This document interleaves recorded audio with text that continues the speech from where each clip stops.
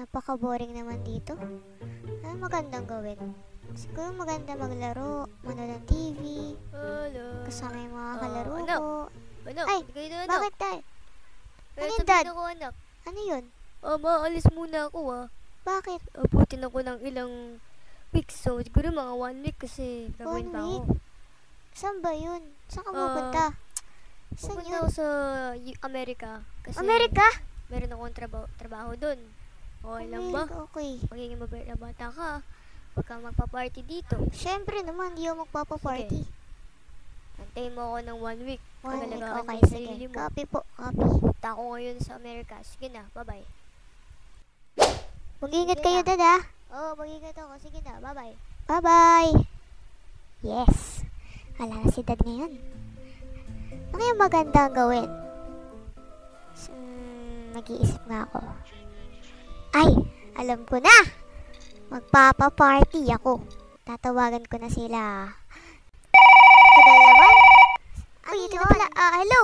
Hello, sis! Oh, hello. Tara dito! Bakit? Party tayo, te. Ha? Bakit? Ano kasi? Wala kasi dito yung si dad. Kaya, pwede kayo pumunta dito. Isama mo silang lahat. O sige, isama mo silang lahat. Okay, sige. Antay ako sa inyo, ha. Magpe-prepare muna ako ng decoration dito. Sige. Sige. Mukhang okay na lahat to. May pizza na. May mga drinks. May mga ilaw. Sila na lang yung kulang. Asan na kaya sila? Saan kaya unang dadating? Sis! Andito na ako, sis! Ikaw pala yan, sis! Ay! Oh! Balita.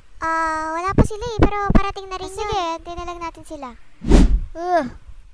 Sana mag-success yung flight. Sana walang mag-cancel kasi sayang naman yung punta ko kung magka-cancel lang naman. Ay, naku.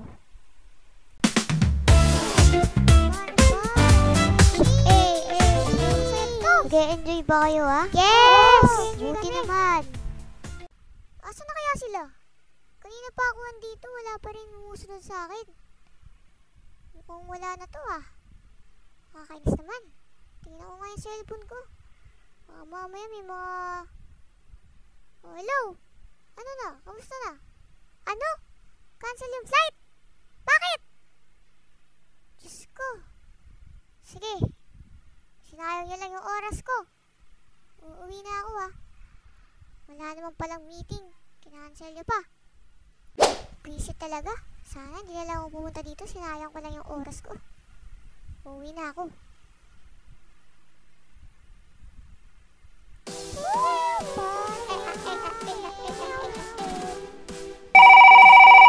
Saglit lang guys, may tumatawag. Doon muna ako sa labas.